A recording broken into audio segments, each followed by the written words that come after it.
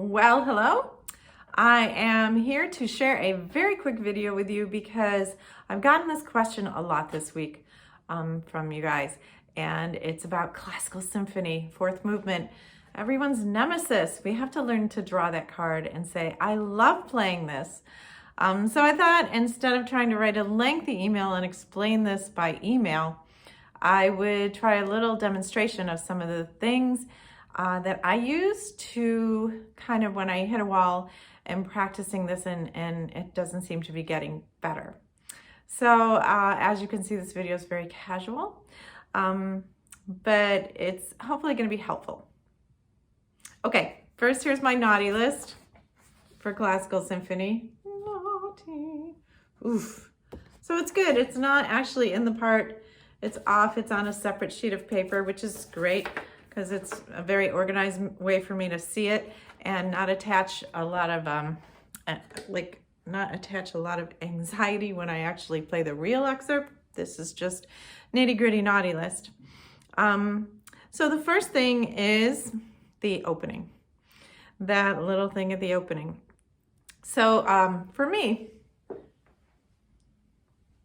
I think I mentioned this in my daily log, that maybe not. Groupings save my life. Groupings are interesting to me. So this first thing before A, as you can see, I have it grouped like this.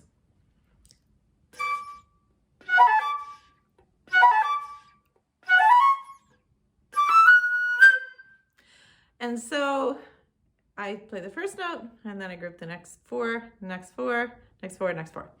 That's important to me because it helps to solidify it as I'm playing it.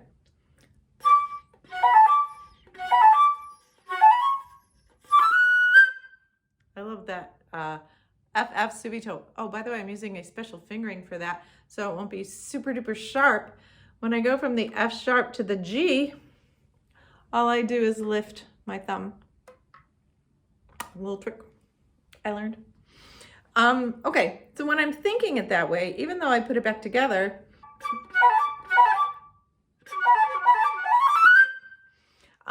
it makes it sound kind of smooth. And the other thing with this, and you're going to find in the other excerpts in this classical symphony, is you have to find, you can't be moving the placement of the air around all the time. You have to find one steady placement for the air for all of it. So I can do that, practice that too when I'm going slow.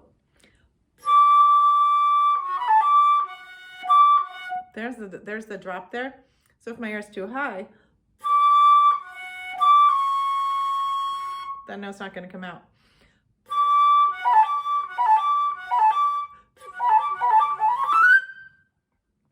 So I group that like that, and that's how I practice that one. Okay, next that flying scale up to the high D. We love that. It's a really unique way I used to practice that. Of course, back to conditioning. If I see classical symphony coming up on a program, which we're doing again next fall, or if it's on an audition list, I make sure in my conditioning days, which fall before my 6 weeks period, that everything I practice, all my scales, everything goes up to high D. That high D and I are friends. We are not enemies. We know each other very, very well. So the fingering for high D, getting around high D, is not so difficult if it's in my daily practice. But here is interesting because I also group this going up the scale. And then after the B, I put a wall. I am famous for walls.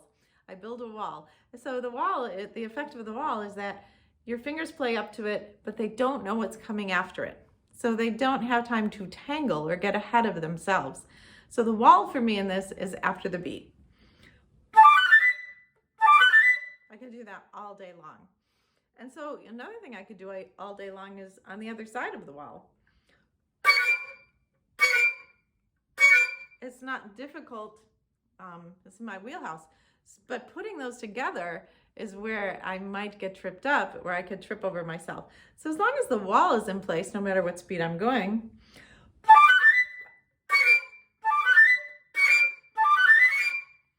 then it comes out so easily. You can't tell that on that last one that I just did, my wall was still in place.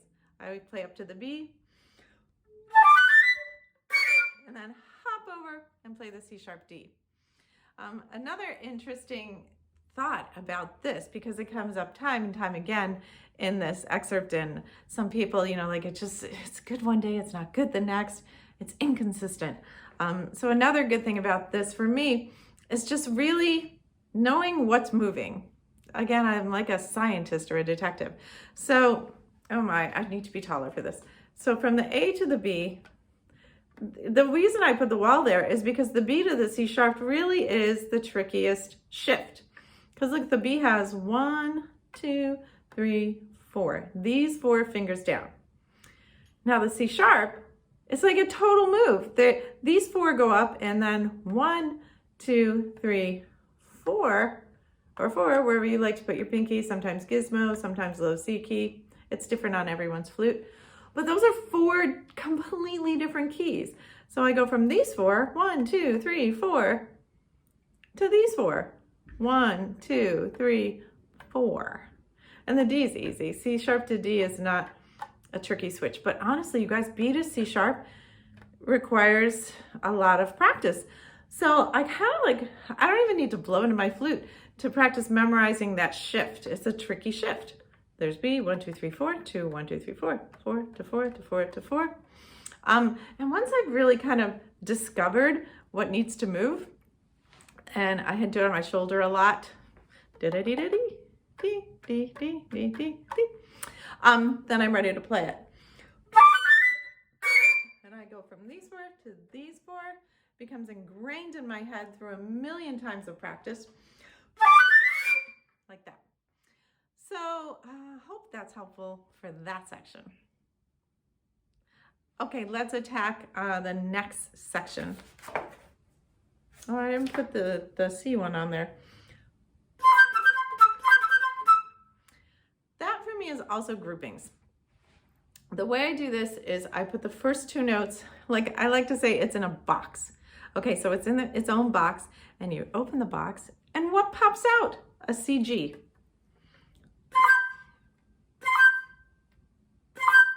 And I try to play it as softly as possible. Every time I play it, I want to get softer.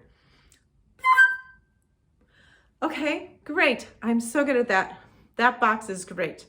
What's sitting next to that box? It's another box. Let's open it. Oh, look what's in this box. Those 4 notes are in the box next to it.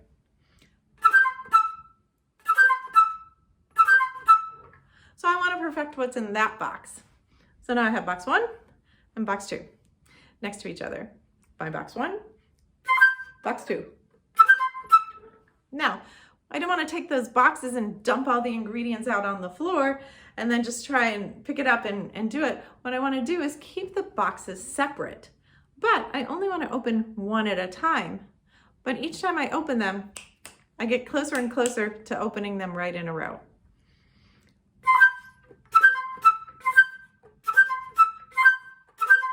And notice the ingredients in both boxes are really perfectly even for me and easy for me.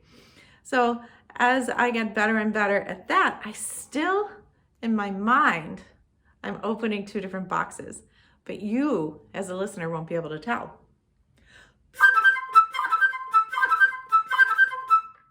Like that. Same thing goes for the next one. Ooh, that's in that box. Let's look at the next box.